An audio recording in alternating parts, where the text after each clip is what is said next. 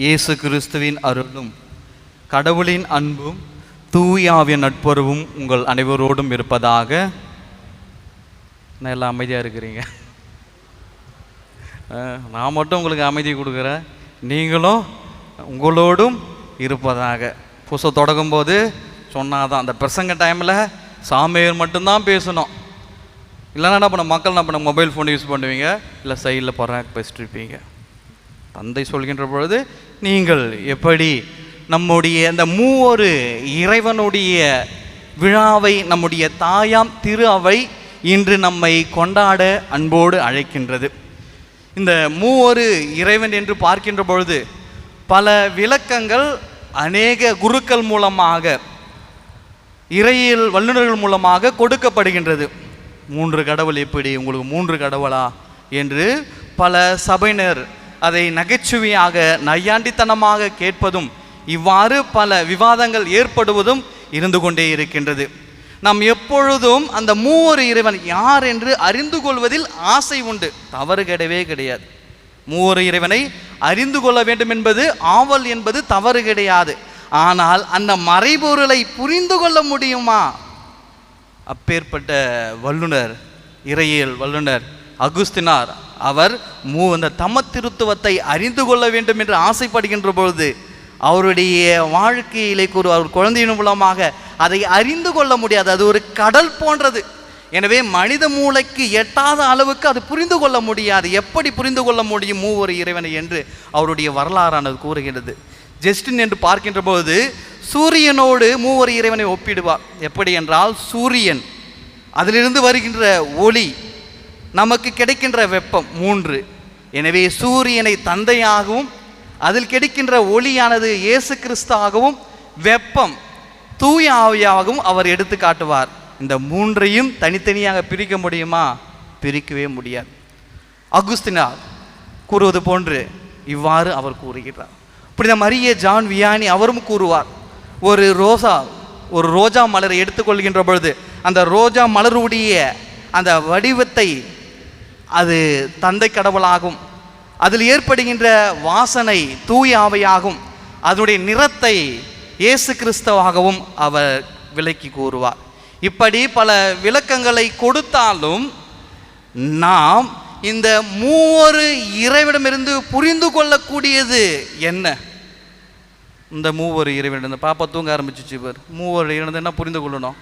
தம்ம திருத்துவத்திலிருந்து என்ன புரிஞ்சுக்கணும்? தந்தை, மகன், தூயாவி, இவரிடமிருந்து இந்த திருவிழாவிலிருந்து நம்முடைய திரு அவையும் மூவொரு இறைவனும் நமக்கு கொடுப்பது உறவுகள், அன்பு. இந்த 3 பேர் எப்படி ஒற்றுமையாக இருக்கிறார்கள், அன்பாக இருக்கிறார்கள். 5 வயதில் அண்ணன் தம்பி, 10 வயசுல பங்காளி. 5 வயதில் அண்ணன் தம்பி, 10 வயதில் பங்காளி. அண்ணம்பிள்ளையை நம்புவதை விட தென்னம்பிள்ளையை நம்பலாம், அண்ணம்பிள்ளையை நம்புவதை விட தென்னம்பிள்ளையை நம்பலாம். இப்படி இன்றைய காலகட்டத்தில் போட்டி பொறாமைகள் அதிகமாக இருக்கின்ற அந்த சூழ்நிலையில் நம்முடைய வாழ்க்கையில், என்னுடைய குடும்பத்தில் நான் எப்படிப்பட்ட உறவை நான் மேம்படுத்துகின்றேன், உறவு வளர்கின்றது என்பதை நான் எப்படி உணர்ந்து கொள்கின்றேன்? நம்முடைய வாழ்க்கையிலே எப்பொழுதும் நம் குடும்பத்தை பார்ப்பதை விட நம்மை நாம் கண்ணாடியில் பார்ப்பதோடு சரி, மற்ற வரையும் நம்ம எதையுமே நம்ம பார்ப்பது. ஆனால் எப்போதும் பிறர் குடும்பம், பிற மனிதர் என்று நாம் எப்போதும் பிறரை சுட்டி காட்டி கடவுள் கொடுக்கின்ற மகிழ்ச்சி, அன்பை நாம் இழந்து வருகின்றோம் இயேசுவில் பிரியமானவர்களே. எனவே தான் அந்த மூவொரு இறைவன் மூலமாக நாம் எப்படிப்பட்ட உறவில் வளர வேண்டும் என்பதுதான் இறைவன் அழகாக வெளிப்படுத்துகிறார் என்றார். ஒரு ஊரில் நான் இருந்து கட்டுக்கதை கிடையாது, உண்மையானது. நம்ம அண்ணன் தம்பி 3 பேரும் அவர்கள் பெற்றோர்கள் அப்படி அக்கா தங்கச்சிங்க 4 பேர், பெண் பிள்ளைகள் 4 பேர், அண்ணன் தம்பி 3 பேர். அவருடைய குடும்பத்திலே அவர் தாய் தந்தை எப்போதும் அவர்களை அன்போடு கிறிஸ்துவத்தில் நல்ல ஒரு குடும்பமாக அவர்களை வளர்க்கின்றார்கள். அன்பையும் பக்தியும் ஆன்மீகத்தையும் கொடுத்து வளர்த்து அவர் குடும்பம் எப்போதும் மகிழ்ச்சியாக இருக்கும். நான் அந்த குடும்பத்தை பார்த்து பொறாமைப்பட்ட காலங்கள் அதிகம் உண்டு. என்னடா அண்ணன் தம்பி இப்படி இருக்கிறாங்க, பாசமாக இருக்கிறார்கள். அண்ணன் தம்பி மீது பாசமாக இருப்பது, தம்பிகள் அண்ணன் மீது பாசமாக இருப்பது, அக்காக்கள் அண்ணன் மீது பாசமாக இருப்பது, சகோதரன் மீது பாசமாக இருப்பது, இப்படி அந்த குடும்பமானது அன்பாக இருந்தது. ஒவ்வொருவரும் நல்லா படிக்க வைத்தார்கள், நல்ல ஆன்மீகத்தில் வளர்த்தாங்க, எல்லோருக்கும் திருமணம் பண்ணி வைத்தாங்க. திருமணம் நடந்தது. திருமணம் வந்ததுக்கப்புறம் அண்ணா அவர்களுக்கு ஒரு குழந்தை. அதான் சொல்லுவாங்க, அன்னம்பிள்ளை நம்பதுவில் தென்னம்பிள்ளையை, தென்னை மரத்தை வச்சா கூட நம்மளுக்கு பலன் கிடைக்கும், அன்னம்பிள்ளை மூலம் எதுவுமே கிடைக்காது என்று ஒரு பழமொழி. இதுபோல் அவர்கள் திருமணத்துக்கு பிற்பாடு அவர்கள் பங்காளியாக மாறுகின்றார்கள். குடும்பத்தில் சமாதானம் இல்லை, அன்பு இல்லை, போட்டி பொறாமை என்று அந்த குடும்பத்தில் விரிசலானது அங்கு ஏற்படுகின்றது.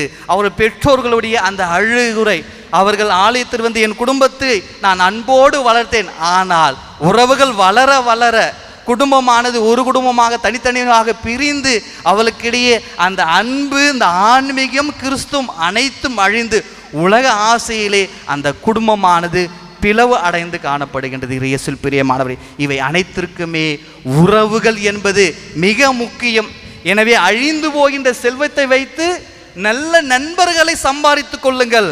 அழிந்து போகின்ற செல்வத்தை வைத்து தீய நண்பர்களை அல்ல, நல்ல நண்பர்களை, நல்ல உறவுகளை சம்பாதித்துக் கொள்ளுங்கள் என்று ஆண்டவராக இயேசு கிறிஸ்து அவர் நாவால் நற்செய்தியை அறிவிக்கின்றார். எனவே இந்த உறவு என்று பார்க்கின்ற போது, மூவொரு இறைவனுடைய உறவு என்று பார்க்கின்ற போது, திருவெழுத்திலே அவர்களுக்கிடையே ஈகோ கிடையாது. நான் தான் தந்தை, நீ மகன், நீ மகன் என்று, நீ மூன்றாவது மனிதன் என்று அவர்களுக்கிடையே ஈகோ கிடையாது. இன்றைய காலகட்டத்திலே பெற்றோர்கள் பிள்ளைகளை கொள்ளுகின்றார்கள், பிள்ளைகள் பெற்றோர்களை கொள்ளுகின்றார்கள். நிறைய அந்த யூடியூப்பில் பார்க்கின்ற பொழுது தன்னுடைய தாய் தந்தையை ஒரு மனிதன் என்ன பண்ணுறான், அவர் 2 வீலரில் எழுத்திட்டு வந்து நடுவீதியில் விட்டு செல்கின்றார். அதே போன்று பெங்களூரில் பார்க்கின்ற பொழுது தன்னுடைய பெண் குழந்தையை 3வது மாடியிலிருந்து ஒரு பெண்மணி அவர் தூக்கி எறிகின்றார்.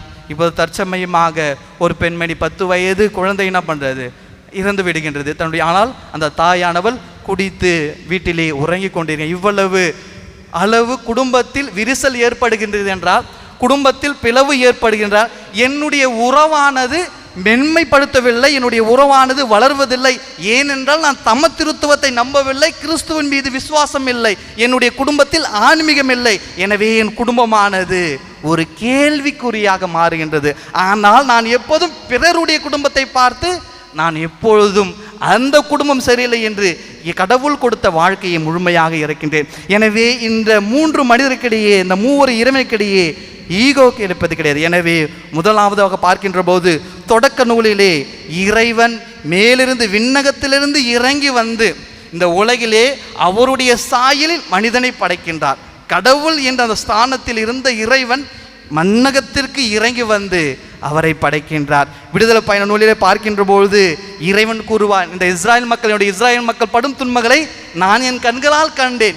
எனவே மூவரும் இறங்கி வந்து, நாம் இறங்கி வந்து, இறைவார்த்தையானது கூறுகின்றது, நாம் இந்த மன்னகத்திற்கு இறங்கி வந்து அவர்களுக்கு விசுவாசத்தையும் அன்பையும் ஆசீர்வாதத்தையும் விடுதலையும் கொடுப்போம் என்று மூவருடைய இறைவனுடைய அந்த ஒற்றுமையை அங்கு வெளிப்படுத்துகின்றது. இறையேசுவில் பிரியமானவரே, எனவே தான் பவுலடியார் கூறுவார், தன்னையே தாழ்த்தி கொண்டு சிலுவை மரணத்தை இறைவன் இயேசு கிறிஸ்து ஏற்றுக்கொண்டார். எனவே நமக்காக முழுமையாக விண்ணகத்திலிருந்து இறங்கி வந்து மன்னகத்திலே முழுமையாக உயிரை கொடுத்த நம் ஆண்டவராக இயேசு கிறிஸ்து. இப்படி மூவரு இறைவனுக்கிடையே எந்த ஒரு வேறுபாடு இல்லாமல், பொறாமை இல்லாமல் அன்பு உள்ளம் கொண்டவர்களாக இருக்கின்றார்கள். இரண்டாவதாக பார்க்கின்ற பொழுது பிறரை முன்னிலைப்படுத்துவது. என்னுடைய வாழ்க்கையில எப்பொழுதும் நான் என்னை முன்னிலைப்படுத்துவேன். நான் இதை செஞ்சேன், என் குடும்பம் இதை செஞ்சது, என்னால் இவர்கள் வளர்ந்தார்கள், என்னால் இவர்களுக்கு கொடுக்கப்பட்டது என்று எப்பொழுதும் ஒவ்வொரு மனிதரும் என்னை நாம் முன்னிலைப்படுத்துகின்றோம். ஆனால் இந்த மூவொரு இறைவனுக்கிடையே அவர்கள் பிறரை, மற்ற இறைவனை முன்னிலைப்படுத்துகின்றார்கள். எனவே திருமுழுக்கின் போது தூய ஆவி இவரே என்னுடைய அன்பார்ந்த மைந்தன் என்று இயேசு கிறிஸ்துவை அங்கு முன்னிலைப்படுத்துகின்றார். இயேசு கிறிஸ்து நான் தந்தையிடமும் தந்தை என்னுள்ளமும் இருக்கின்றார் என்று தந்தை இறைவனை முன்னிலைப்படுத்துகின்றார். இப்படி மற்ற மூவொரு இறைவன் ஒருவரை மற்றவரை முன்னிலைப்படுத்துகின்றார்கள். மூன்றாவதாக பார்க்கின்ற பொழுது பிறரை பெருமைப்படுத்துவது. பிறரை பெருமைப்படுத்துவது. எப்பொழுதும் நம்முடைய வாழ்க்கையிலே நம்முடைய புகழ்ச்சி என்பது என்னையே பெருமைப்படுத்திக் கொள்ள வேண்டும், என்னுடைய வளர்ச்சியை பெருமைப்படுத்திக் கொள்ள வேண்டும், என்னிடம் இருக்கின்ற பதவிகளை பெருமைப்படுத்திக் கொள்ள வேண்டும் என்று நம்முடைய வாழ்க்கை இருக்கின்ற போது அங்கு உறவுகளிடையே விரிசல் ஏற்படுகின்றது. ஆனால் மூவொரு இறைவன் அங்கு பிறரை பெருமைப்படுத்துகின்றார். எசையா நூல் அதிகாரம் 7 இறைவார்த்தை 14 பார்க்கின்ற பொழுது எசையா சென்று ஆகாபுவிடம் உனக்கென்று ஒரு அடையாளத்தை கேள் தந்தையிடம் கேட்கின்ற போது தந்தை இறைவன் கூறுவார், இதோ கன்னி கருவுற்று ஒரு மகனை பெற்றெடுப்பார், அவருக்கு இம்மானுவேல் என்று பெயரிடு. தந்தை கடவுள் இயேசு கிறிஸ்து, இவரே இம்மானுவேல், இவர் உலகை மீட்கப் போகின்றவர் என்று இயேசு கிறிஸ்துவை பெருமைப்படுத்துகின்றார். இயேசுவில் பிரியமானவரே, எனவே நம் ஆண்டவராக இயேசு கிறிஸ்து தந்தை கடவுளை பெருமைப்படுத்துகின்றார். யோவான் நற்செய்தியை பார்க்கின்ற போது முதல் அதிகாரத்திலிருந்து இறுதி அதிகாரம் கடைசி வார்த்தை வரை தந்தை, என்னுடைய தந்தை, தந்தை தந்தை என்று தந்தையை பெருமைப்படுத்திய ஒவ்வொரு வார்த்தையும், ஒவ்வொரு வசனமும், ஒவ்வொரு கருத்துகளும் ஆண்டவராக இயேசு கிறிஸ்து மூலமாக நற்செய்தி அறிவிக்கப்படுகின்றது. தூயாவின் மூலமாக தொடக்க நூலிலிருந்து இறுதி வரை, திருவெளிப்பாடு வரை இந்த இரண்டு இறைவனையும், தந்தை கடவுளையும் இயேசு கிறிஸ்துவையும் நற்செய்தியை அறிவியுங்கள், அவரை பற்றி மக்களுக்கு அறிவியுங்கள், அவருடைய வல்லமை அறிவியுங்கள் என்று தூயாவின் மூலமாக இரண்டு நபரையும் தூய ஆவி அங்கு பெருமைப்படுத்துகின்றார். இயேசுவில் பிரியமானவரே, இப்படி இந்த மூவொரு இறைவனுக்கு இடையே ஒற்றுமை இருக்கின்ற பொழுது, மூவொரு இறைவனுக்கிடையே அன்பு இருக்கின்ற பொழுது, மூவொரு இறைவனுடைய அந்த தன்மை ஒருமையாக அங்கு விளங்குகின்ற பொழுது அங்கு விரிசல் ஏற்படாது, அங்கு ஆணவம் பொறாமை ஏற்படாது. அதன் மூலமாக இறைவன் நமக்கு வெளிப்படுத்துவது, இறைவனாக நாங்களே ஒற்றுமையாக இருந்து உங்களை வழிநடத்துகின்ற பொழுது மனித பிறப்புகளாகிய நாம் எப்படிப்பட்டவர்களாக இருக்கின்றோம். எனவே தான் பிறந்ததிலிருந்து இறக்கும் வரை என்னுடைய நெற்றியில் வரைகின்ற திருமுழுக்கின் மூலமாக வரையப்படுகின்ற சிலுவை அடையாளம், மூவொரு இறைவன் எப்பொழுதும் என்னுடைய இறுதி நாள் வரை என்னோடு பயணித்து உறவுகளை மென்மைப்படுத்தவும், குடும்பத்தில் ஆசீர்வாதங்களை வழங்கவும், ஆசீர்வதித்து அதன் மூலமாக வளர்ச்சி அடையவும் இந்த மூவொரு இறைவன் எப்பொழுதும் நாம் அறிந்து கொண்டாலும் அறிந்து கொள்ளவில்லை என்றாலும் எப்பொழுதும் நமக்கு துணையாக இருக்கின்றார் என்பதை இந்த மூவொரு விழா, இந்த தமத்துவ விழாவிலே நமக்கு வெளிப்படுத்துகின்றது. என்னதான் சொல்லுவாங்க, நம்ம என்னதான் இந்த மூவொரு இறைவனுடைய வல்லமை சக்தி உணர்ந்தாலும் நாம் யாரிடம் செல்வோம்? யார்கிட்ட போவோம்? அந்தோணியார்கிட்ட போவோம், ஆரோக்கிய மாதா கிட்ட போவோம், பூண்டி மாதா கிட்ட போவோம், லூர்து மாதா கிட்ட போவோம், எல்லாருக்கிட்டையும் போவோம். அப்போ பாட்டை கேட்டேன், சாமி பாரு, இவ்வளவு வல்லமை மிக்க இந்த திருத்துவத்தை விட்டு நாம் மற்ற புனிதர்கள்லாம் போகிறாங்களே, மக்கள் இவ்வளவு விசுவாசம் வைக்கிறாங்களே, எதுக்கு சுற்றிக்கிட்டு போகணும், நேராக நம்ம மூவொரு இறைவனிடம் வருகின்றலாமே அப்படின்னு கேட்கின்ற போது தந்தை அழகாக கூறினார். எப்படி என்றால், ஒரு ஃபாதர் ஜான் பால் கூறினார், எப்படி எல்லோரும் திருத்தந்தையை பார்க்க முடியாது, எல்லோரும் பிஷப்பை பார்க்க முடியாது, அவங்களுக்கு திருத்தந்தை பிஷப் யார்? பங்கு சாமியார் தான். யார்? திருத்தந்தையும் பிஷப்பும் பங்கு சாமியார் தான். பங்கு சாமியாரை பார்க்குற மாரி அதே போன்று பங்கு சாமியார் அவர்களிடம் என்று ஆயிடம் சென்று, திருத்தந்தையிடம் சென்று அவர்கள் அறிப்பார். அதே போன்ற புனிதர்களை நாம் காணுகின்ற போது அவர்கள் மூலமாக அந்த மூவரிடமிடம் சேர்க்கின்ற பொழுது எப்போதும் இறைவன் அவர்களுக்கு மதிப்பளிக்கின்றார்.